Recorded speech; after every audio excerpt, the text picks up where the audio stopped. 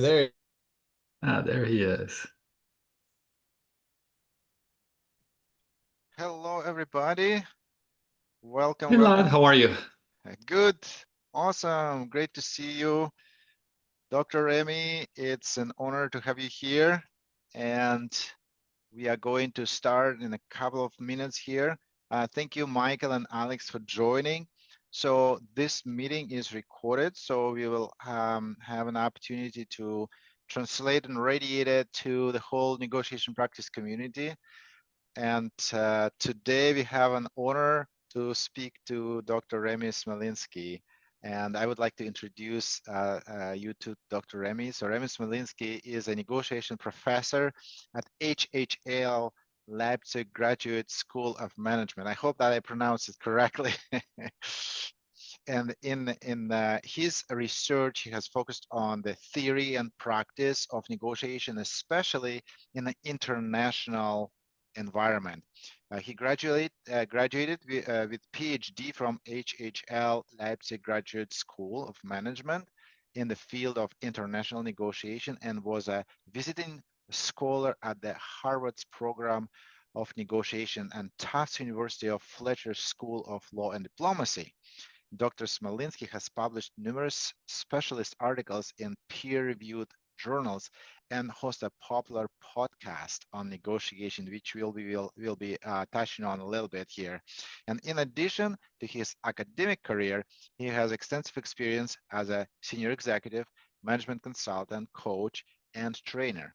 Dr. Smolinski is the founder of the Negotiation Challenge, an international negotiation competition for students and professionals, which we'll definitely talk about today. And also you will be able to ask your questions. Unfortunately, this is like a daytime, and sometimes some people are not able to join, but definitely we'll record that and we'll let everybody know about this call. I hope that more people join during the call today and ask questions. It's a huge pleasure to have you here, Dr. Remi. I appreciate you joining, dedicating your time to answer the question of negotiation practice community about the upcoming competition. It's a pleasure to be here. Thank you for your kind invitation, Vlad. I look forward to our chat. Yeah, absolutely.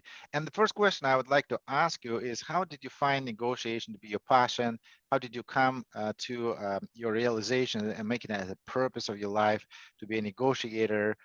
We all have our own, purposes, and we would like to hear your story, how that happened to you. Right, that's a very good question. That goes back many decades already, and goes back to my early years as an intern. As I will never forget that my boss took me with him to M&A negotiations, and I was so intimidated with the environment. You know, we negotiated. We're supposed to negotiate a price of a target company in an acquisition, and all throughout those negotiations, I did not say a word. And at some point, my boss asked me, "So uh, we're hoping that you would support us, that you would help us. So why didn't you say anything?" And I told him that I was so intimidated and afraid that if I opened my mouth and say something, all of a sudden our price would skyrocket. And instead of paying X, we would pay 2 times X or 3 times X, or I don't know, plus X%. So that was the context which showed me two things. And number one is that negotiation is probably one of those skills where we can make money just simply by talking. So where a simple discussion has a power to define conditions of cooperations between two organizations, two entities, with big millions attached. And the difference between paying a lot and paying even more lies in what you say, what we say, how we say it, and when we say it. Okay? And that was sort of a transformational experience to me back then, back in the days, because when I came back, I started reading whatever was available on topic of negotiation.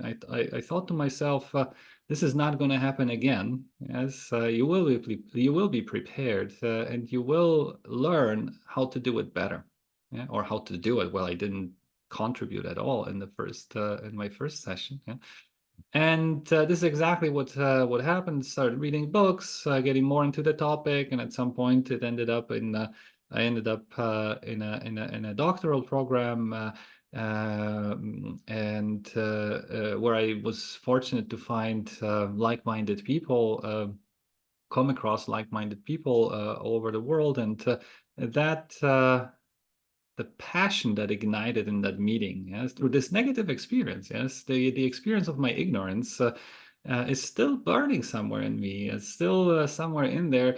I'm still active, an active researcher, practitioner, and it still feels like day one. Wow.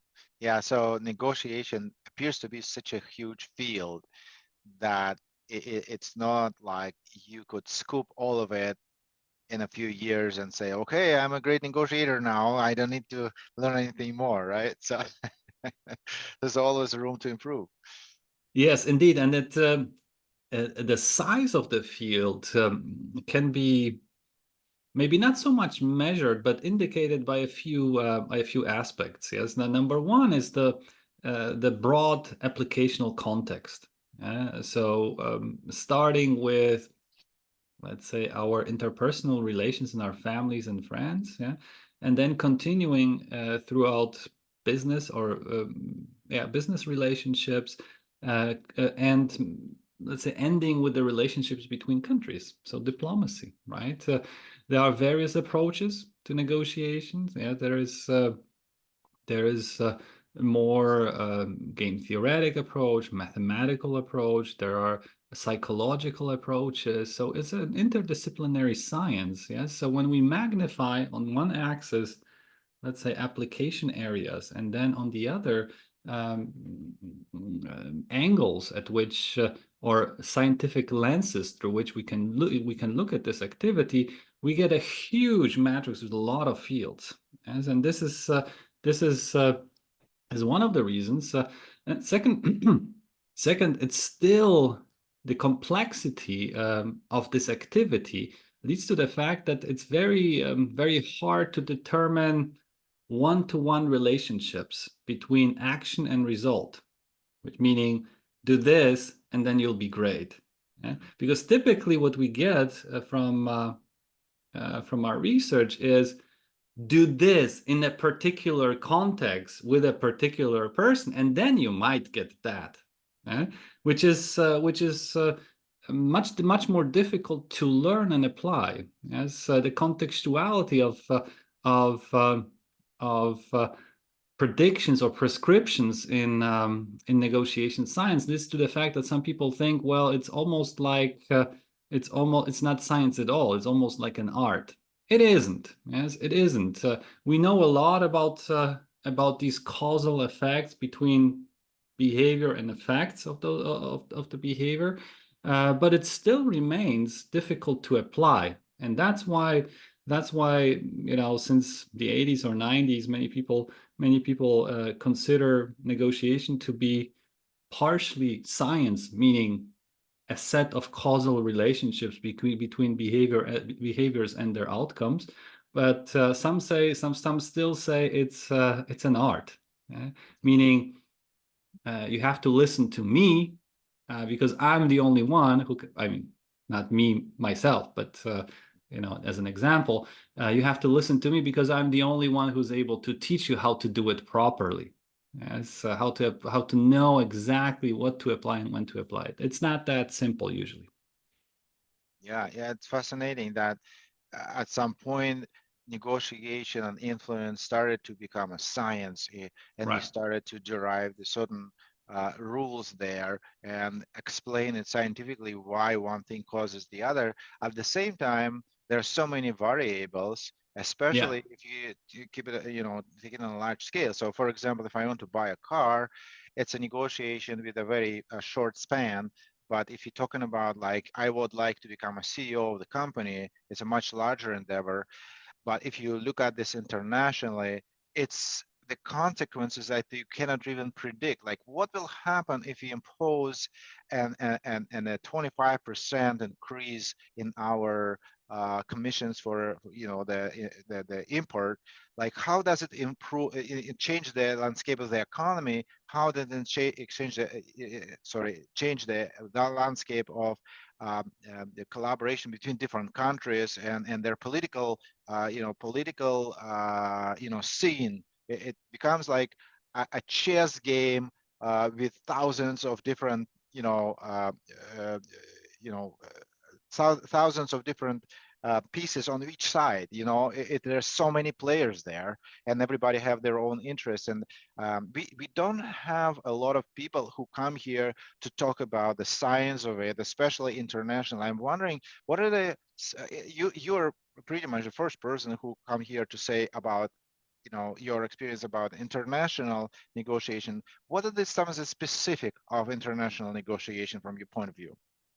Oh, the major dimensions where internationality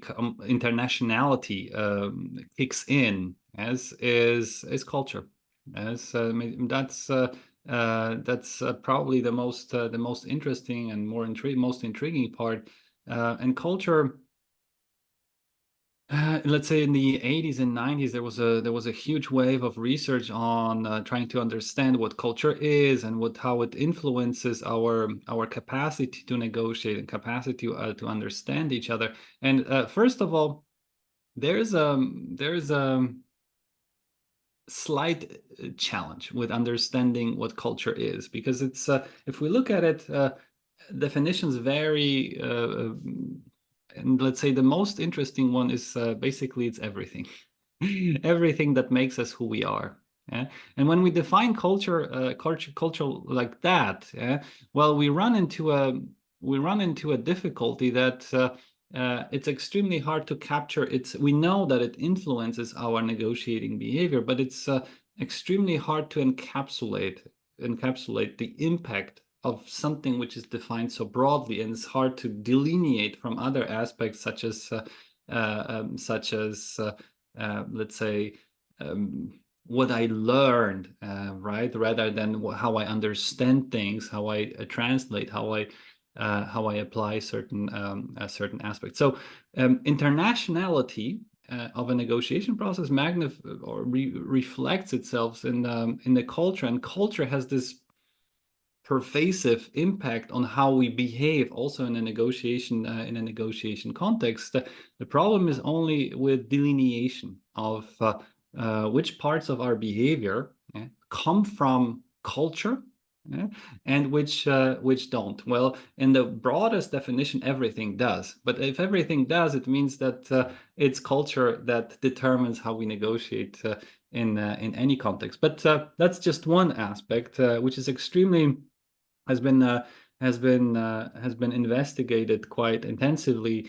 I'd say about 20 years ago or so, maybe 20, 30 years ago, with the conclusion that, well, it's it's quite hard. It's quite hard. We know that it impacts our action, but it's hard to determine which part of the result, which means our behaviors, and then substantive or relational results, can be attributed to culture.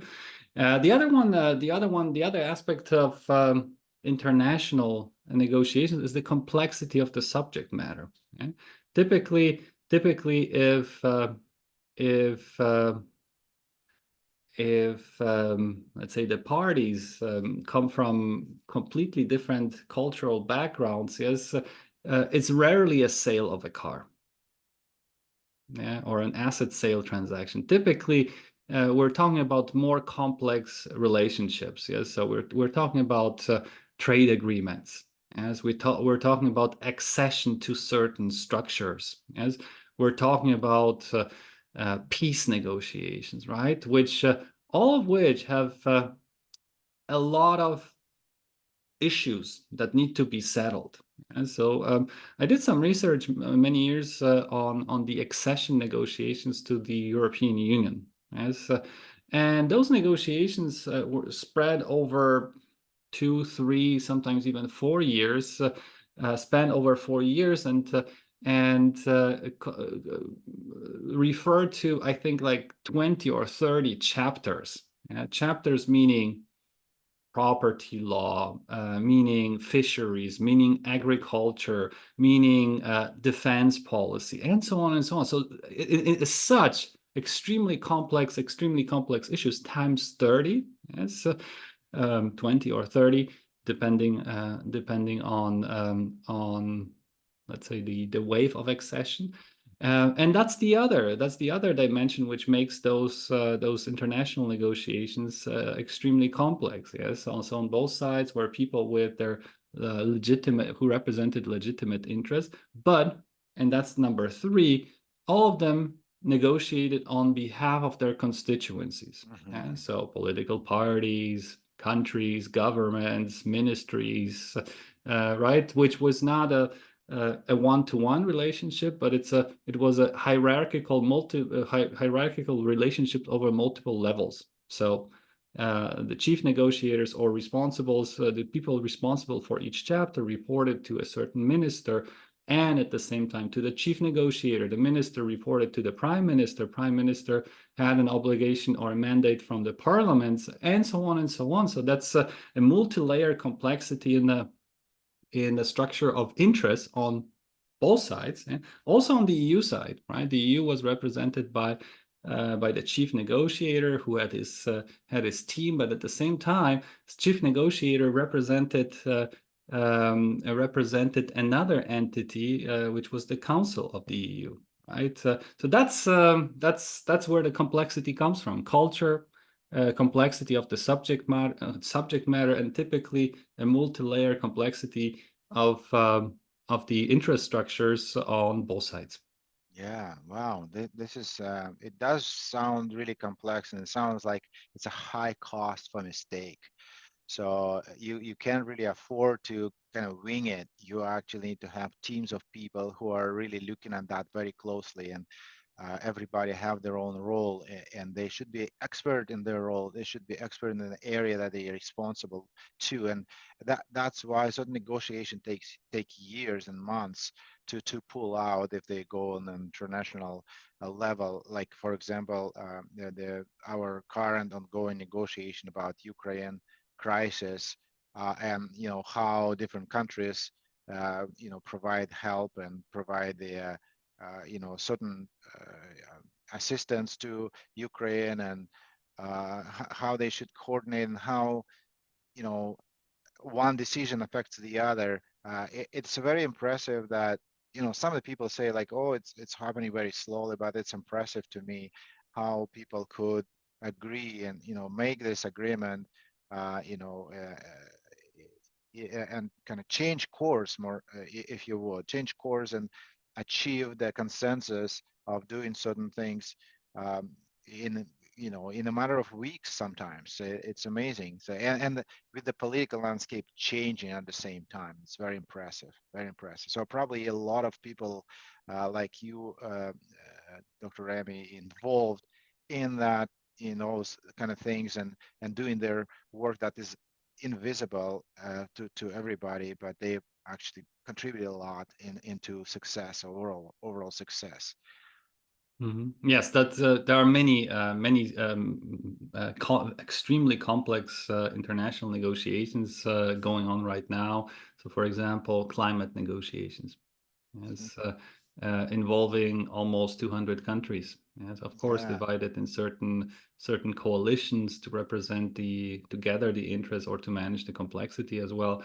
But they are all represented one way or the other at the negotiating table with um, strictly diverging interests. Yes, between the developing and developed countries. Where the developed countries say, well, we need to reduce the emissions, and developing countries reply, well, we have to do so because you've pumped so much CO2 into the atmosphere that while growing, while creating your wealth, yes, that and you want to stop us, yes, in getting the status and the wealth that you've already achieved. So let's talk about it, but not without compensations. and so on and so on. That's just one tiny aspect, Yeah. that is extremely hard to reconcile between the parties. Yeah? Yeah, absolutely, absolutely. Yeah, you can create different analogies to that to understand this complexity more. Well, let's take a break from that very large scale scientific conversation, and maybe I'm really curious about the podcast that you that you have and hold, and how you talk to different negotiators there. Could you tell us just give us a glimpse of what your podcast is about, and what kind of guests are visiting you, and what are the topics that you raise there, or maybe anything else I would like to share about your podcast. With pleasure. It's called the podcast on negotiation. Yeah, the podcast on negotiation. And over the years, we've had, I don't know, probably close to 50, maybe even more episodes.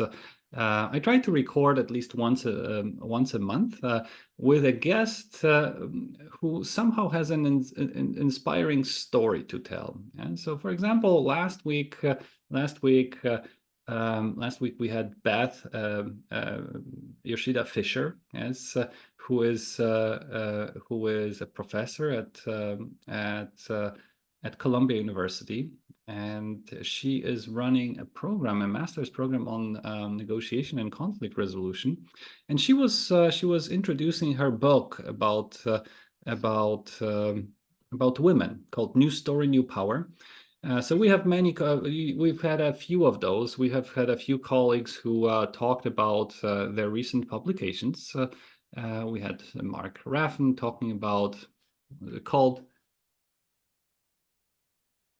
Nine Secrets to Successful Negotiating, a book which is right behind me, and a couple of other people. So my objective is always to have an intellectually stimulating conversation with someone who has certain expertise in a particular topic. Um, there were many episodes. I remember when one of the first, I had a chance to speak with Joel Lee, who was a professor in Singapore, and he we discussed similarities and differences between conflict resolution and martial arts. Yeah. He himself is not only a professor, but also a martial art instructor in Wing Chun in Singapore. So he is a black belt, he has his own school in Singapore. And during our talk, we discovered that we both love Kung Fu Panda. Uh, we had a lot of fun talking about what is a panda style, panda's negotiation style, and what it means to negotiate like Poke, which was the main character in Kung Fu Panda. And For example, we also had a nice chat with Bob Bourdon, who said, well, we seem to overemphasize, let's say, that in our how we teach negotiations or negotiation. We tend to overemphasize the fact that each negotiation ends or need to end with a deal, with an agreement. And that's usually not how what life shows us, right? I mean, you guys have been around for a while, and you know that regardless of how many courses I take, regardless of where those courses are offered, despite that they might come from the superstars of the best universities or whatever institutes teaching negotiation, right? At the end of the day, we know that there's a certain failure rate. Yeah, certain differences are irreconcilable. So Bob asked himself a question: so what if I'm not able to come to a successful agreement with someone I need to work with every day? Yeah? So, for example, my teammate at work, yes, my colleague, my neighbor, yes, or maybe someone from my family. Yeah? We have this fundamental disagreement. Let's say in the US, Republicans, Democrats, right? The world is polarized, and we are, regardless of how great our negotiation skills might become, we might not be able to reconcile those differences simply by negotiating our way out of them. So what do we do then? Yeah, a great question. We had a really good chat about it, and I think this is something which is commercially maybe not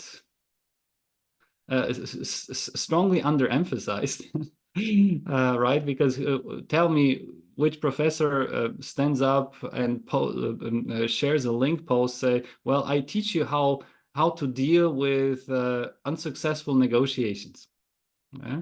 That's not sexy. Sexy is to say, well, I teach you how to get a deal every time you negotiate. Well, but we all know that it's unrealistic. So there are lots of guests, super cool and smart, experienced people who share their knowledge, advice, wisdom, experience on a particular aspect. Yeah? So be it let's say a practical method, be it a book that is being that was published, be it certain analogy between two certain notions such as martial arts and conflict resolution. And I think, let me think, what was my favorite episode? I need to open. There've been so many. Star Wars and conflict resolution. We had two on that. I'm a big Star Wars fan, so I could not mention Jen Reynolds and Noam Ebner, who published already the second sequel recently on Star Wars and conflict resolution. One of my favorite episodes. In the second one, we wrote a chapter together with my older son about leadership and negotiation based on Padme Amidala, comparison of Padme Amidala and Emperor Palpatine. So we also do fun things as scientists, right? Such as that we spoke about ransomware negotiations. So how do we negotiate with criminals who block our system and threaten to delete backups? Super exciting with Pim Tackenberg from the Netherlands. We spoke. That's it. I have to mention Gary Nessner. I'm sure you guys know him. He's the former chief of the FBI crisis unit, and he shared an extremely powerful message. And I'll stop after Gary. There are many more guests. If you guys have some time, maybe you can click on one or the other. But but Gary had a powerful message. He says, FBI, we had to develop a method how to handle these criminals, terrorists. We had a certain BATNA, right, that is moving in with weapons that is neutralizing the threats, but that's not what we want to do because of the risk involved to the bystanders and the hostages, blah, blah, blah. Yeah? So he says we had to develop a method which allowed us to get everything we could, which means that they lay down their weapons, release the hostages, and basically submit to all our demands, and we don't fulfill any of theirs, or maybe small irrelevant things such as pack of cigarettes or whatever, value meal from McDonald's or whatever else, right? And he says, well, the key to that is, by the way, described in Never Split the Difference, written by Chris Voss, who, by the way, was hired by Gary Nessner, was one of his employees at the FBI crisis unit. The key was the stairway influence model, where the task of the FBI negotiator was to build rapport with a hostage taker, with a criminal, step by step. To the degree that where at the end a request is made, hey, how about ending all this? How about regaining a peace of mind? How about let's say going home? The hostage taker, instead of pressing on the trigger, says, okay, yeah, let's do it. So a lot of super smart and experienced guests, and thank you, by the way, for asking. I must admit I partially do it for myself because it's an excuse for me to meet all these really cool people from around the world who share the same passion for the topic. Yeah, absolutely, absolutely. I'm sure that we have a lot of questions about that, and we will have some time for Q&A in the end. By the way, I put a link to Dr. Remi's podcast in the chat. So if you can go in the chat and click that link, you will see the Star Wars negotiation in procurement, a recent one, and other Dr. And also the Gary Nassner as well, hostage negotiation, um, and we kind of need to progress here and come to the main topic. Today's conversation is the competition, and Dr. Remi, could you tell us a little bit about the negotiation challenge and this Oh, yeah. international negotiation that's coming up, and you're preparing for that? You're actually inviting people.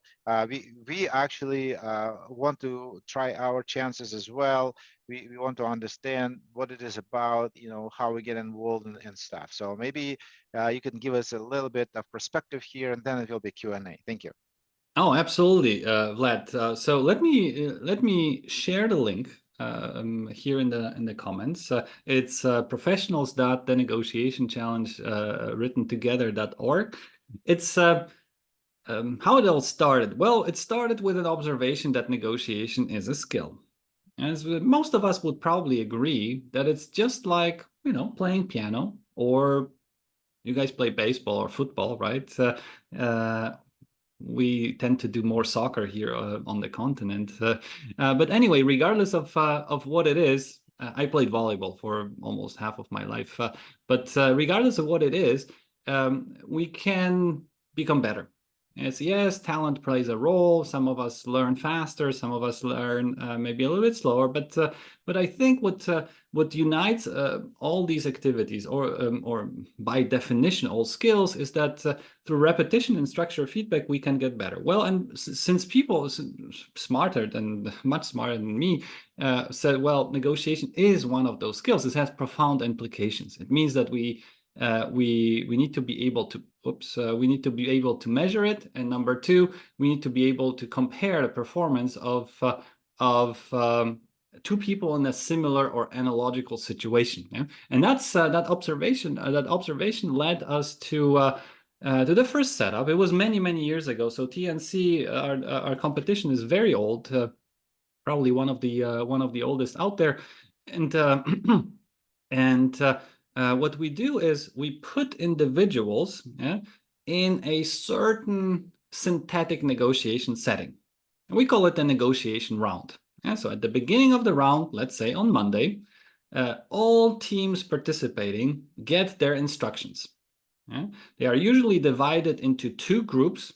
Yes, in the simplest possible case is buyers and sellers matched with each other. Yes, and they are given certain instructions. Yeah, so in a buyer-seller scenario, it would be, hey, this is your asset, these are the valuations of your asset, these are the offers you might have, and so on. Same goes for the seller. This is why you need this object, this is your budget, these are your alternatives, and so on and so on. I'm using a very simple example. We actually are, as you probably expect, our negotiation rounds are much more complex than this, but this is enough to understand the gist of it. And then the participants have an entire week to read those instructions, prepare in their teams, and schedule their negotiation sessions with their negotiation partners. So, for example, if Vlad was matched with me, he would get his instructions for a buyer. I would get my instructions for the seller. We'd have some time to decompress, to somehow think about those, how plan our negotiation strategy. I would reach out, or Vlad would reach out to me, or I would reach out to him and propose, hey, how about if we set one of our negotiation session on whatever, next Tuesday. Then we meet, we negotiate, and then we submit the result. So in the first rounds, how do we measure performance? And that's exactly super important aspect. Once we've received all agreements, yes, we compare sellers only with other sellers and buyers only with other buyers. So all the buyers negotiate with sellers. They do not compete with each other directly. Okay? Buyers compete with other buyers, sellers compete with other sellers, just to make sure that they all had an almost identical or level playing field, as we say sometimes, right?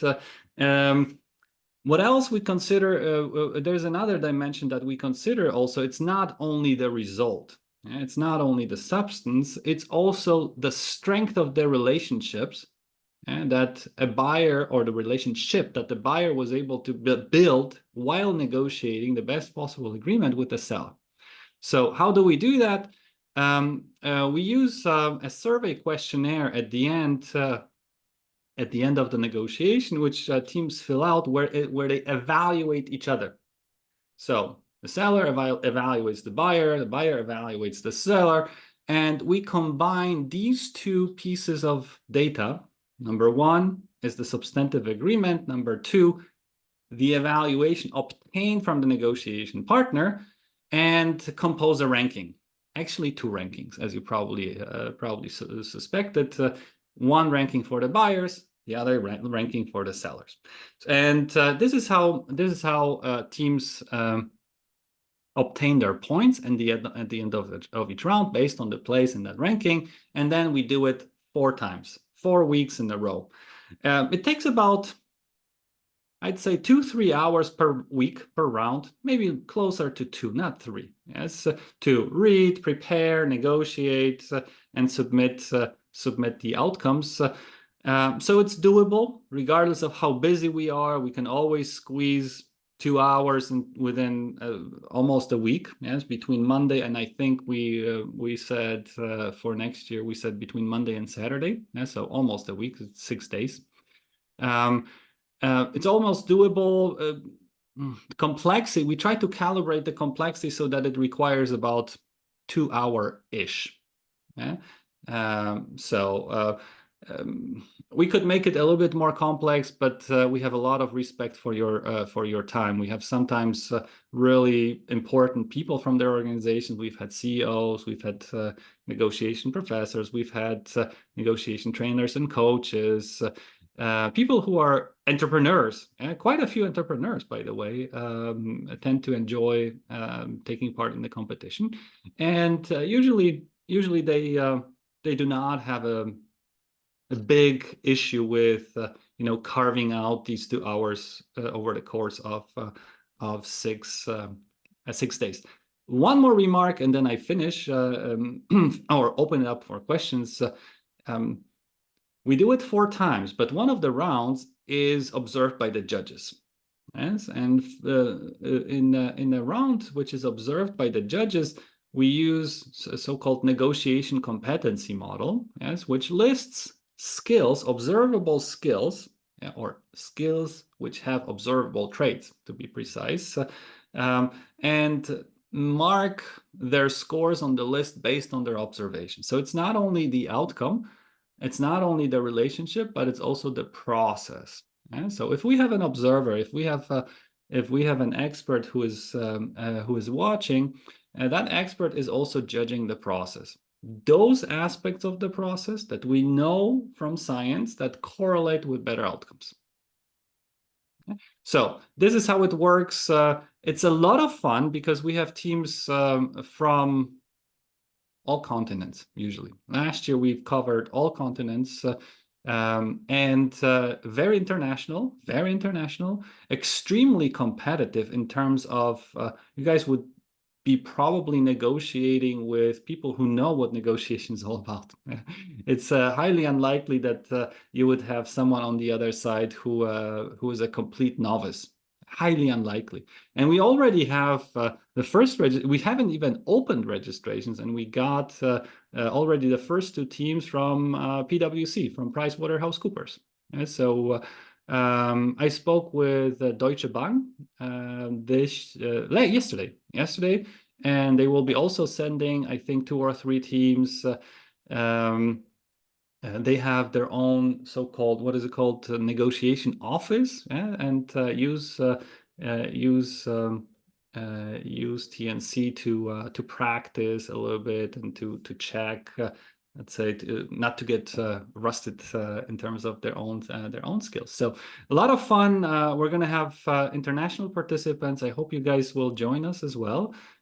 Please let me know if you have any questions. I know the concept is kind of new. Not many people can make too much sense out of, let's say, a notion of a negotiation competition. But it rests on solid scientific foundations. Whatever we do as scientists um, is not snake oil. Yes, so we're not selling snake oil.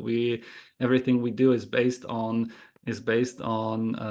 what other smarter people have found to correlate between behaviors and outcomes, and that's what science is all about. Thank you. Thank you very much, Dr. Remi. That's a great introduction.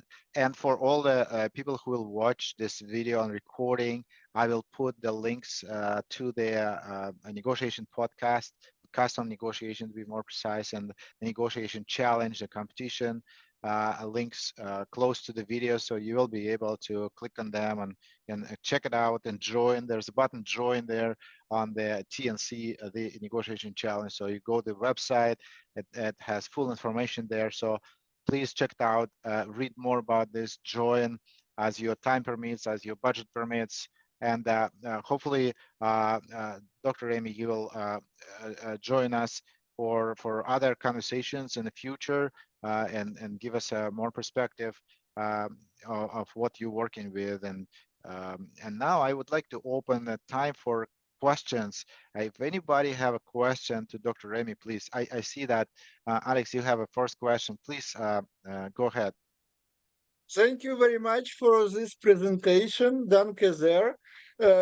This is very nice topic, and you addressed quite controversial things like climate change and diplomacy between countries. So I hope I will not challenge you too much, but I have questions that address both parts of diplomacy and environment. How to negotiate about the environmental issues in conflict settings.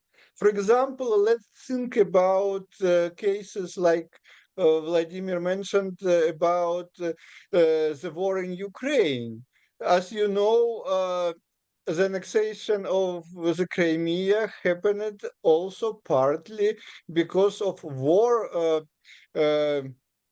around water issues and other things. It's of course completely overlooked right now, but it's part of my professional interest, and I am really interested in how parties in the war can negotiate something that they share, water, or for example, nuclear safety, because risks the Russians created for Ukraine are enormous for whole Europe.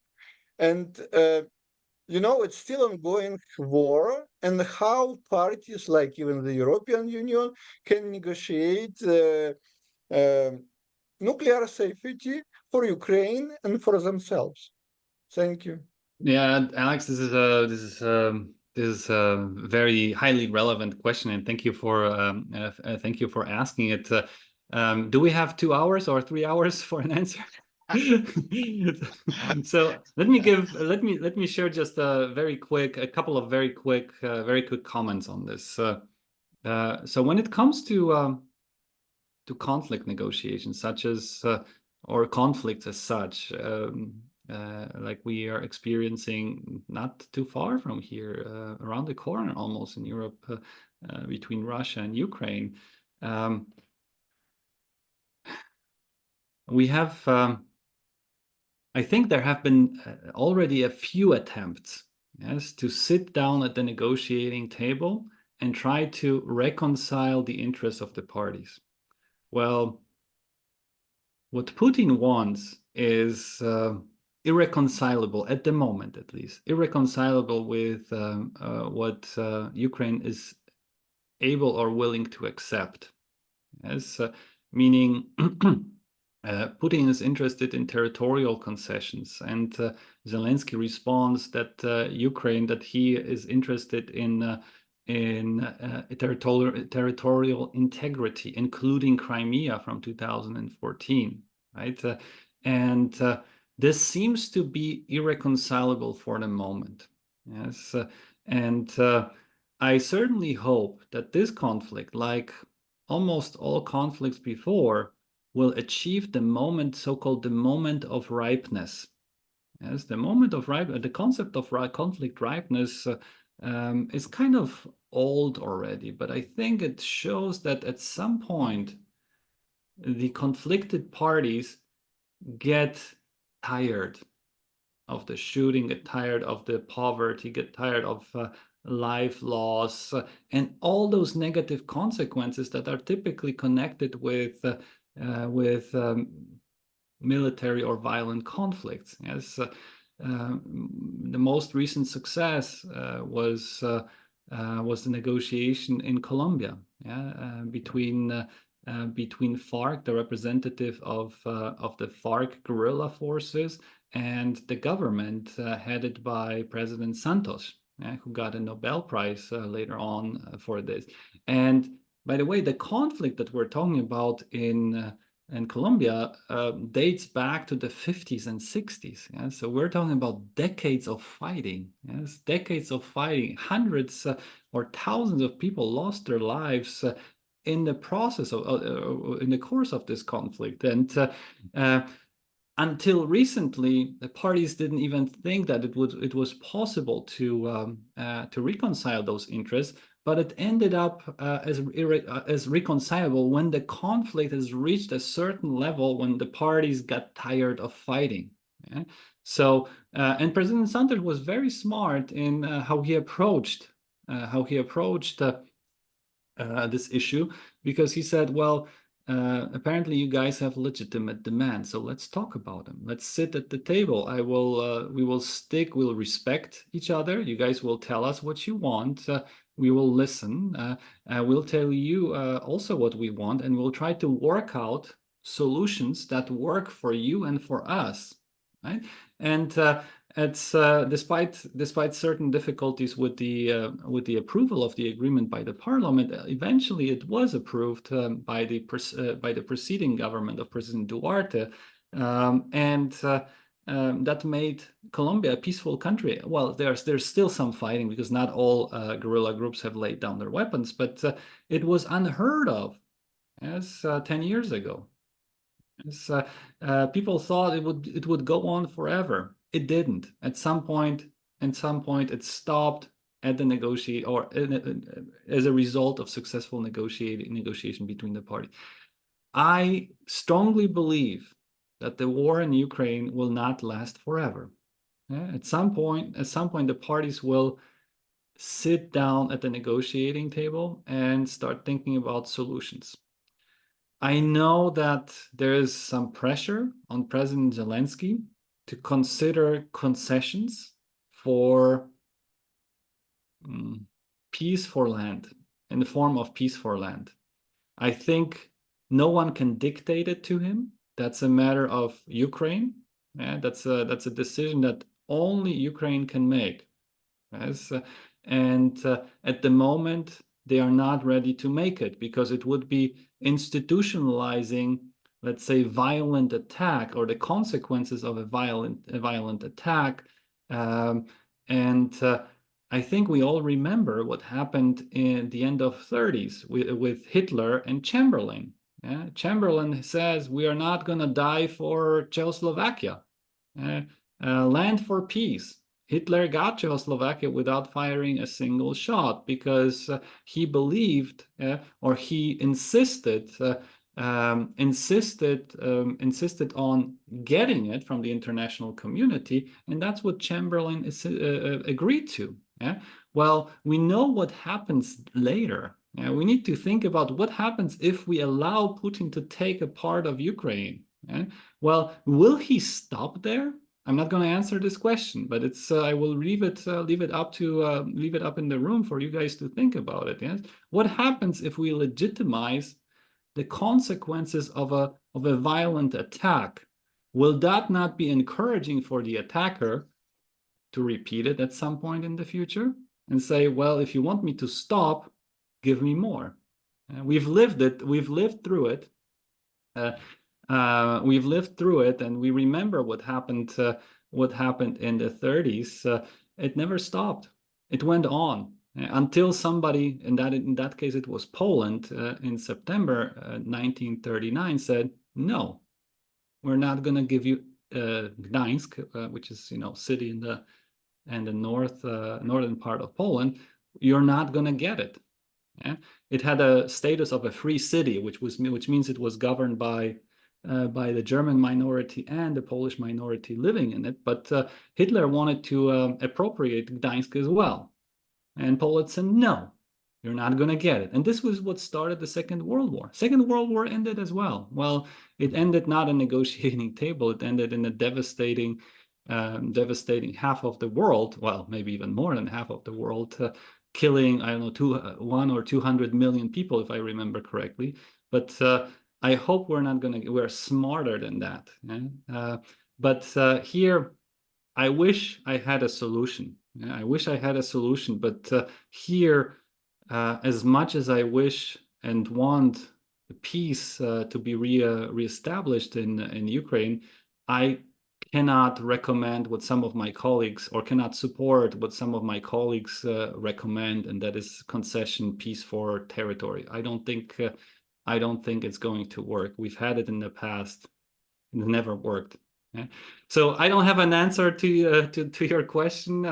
I hope that the parties are still talking to each other. That's extremely important, because to catch the moment of ripeness, we need to have an ongoing backstage communication. And as if I'm correctly informed, this backstage communication is going on.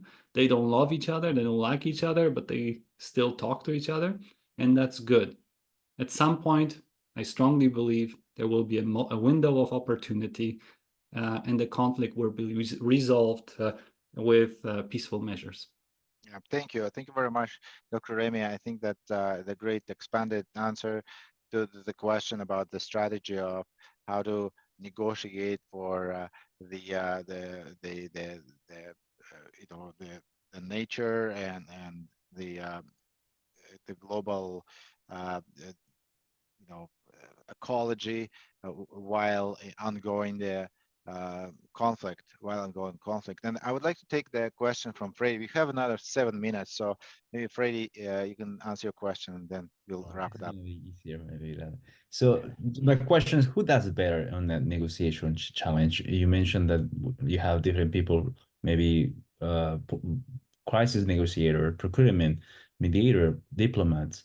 My question would be that who, in your experience, does better on the negotiation challenge, and maybe you see any pattern or information about which nationalities or cultures that are more talented, if you can call, when it comes to negotiation. Or maybe which skill is a key? That's a great question.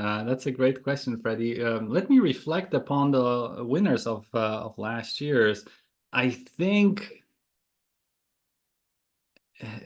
what comes to my mind immediately is the diversity of teams. Yes. So TNC for Professionals allows a participation of teams of 2, right?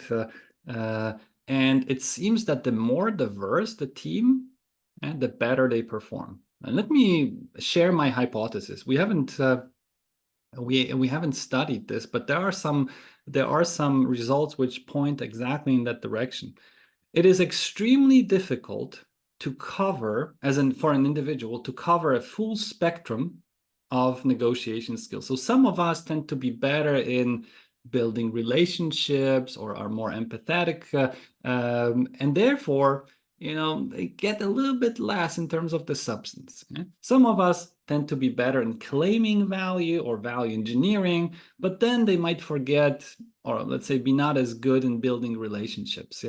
I think combining these two skill set in one person is extremely difficult. I've met people who can do both, individuals who can do both, but that's like the highest art of negotiating.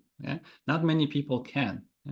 So typically, if you guys believe, hey, I'm a more value claimer, I know how to negotiate a good deal on a used car. Or I know how to buy real estate cheaply, right? Then get someone who is empathetic, who can complete your profile. If you believe that you're more empathetic, that you can build relationships with others really easily, that you come across as someone who is super friendly and people like you and so on, complete your profile with someone who can be tough at times when your partners or the situation, negotiation partners or the situation calls for it. So I think looking back at the last couple of years, I see exactly teams of two. Rarely it's individuals, very rarely. Teams of two, or for students, for our competitions for students, it's teams of three, which bring exactly this combination to the table. The warmth and empathy, which is necessary for relationship building, and the strength, which is, or assertiveness and strength, which is necessary or which is helpful when it comes to value engineering, value claiming. If you can do it, some people can unite these two facets in their negotiating style. I call them the pandas or the panda bears of negotiating, because remember the Kung Fu Panda with Paul, who was friendly and everybody liked him and so on. And when times got rough, he kicked Tai Lung's butt, right? So he was strong enough, and at the same time came across as a friendly individual. That's really tough in negotiating. It's possible, but it's very tough. So I think this is the combination. If I was to somehow extract, based on a very simple non-scientific analysis of the last year's winners, if I was to extract what made them so successful, I'd say it was the combination of these two aspects. Fantastic. I love this analogy, negotiation Kung Fu Panda. We all should strive for being a Kung Fu Panda here. And it's fascinating that you're measuring two aspects on your negotiation competition, the results and the relationship. What that tells me, relationship is so paramount for even if you have poor results, but you have great relationships, it's still a value. Oh yeah. And at the same time, if you have awesome results, but you completely ruin your relationships, it has limited value. So from this perspective, we do need to become Kung Fu pandas and strive to be good in both areas. And that actually ties to my purpose. I created a program called 7 Levels of Nurturing, which is designed for building rapport and trust in relationships. And by the way, we're planning a conversation about that with Dr. Remi in the future. You're all invited if you want to join. I will announce that in the negotiation practice community and probably LinkedIn as well. So yes, I'm looking forward to our chat. I think it's next Friday. No, next week, right? Well, I can tell you exactly. Let me just look at my calendar real quick here. And yeah, that will be 12, the Wednesday.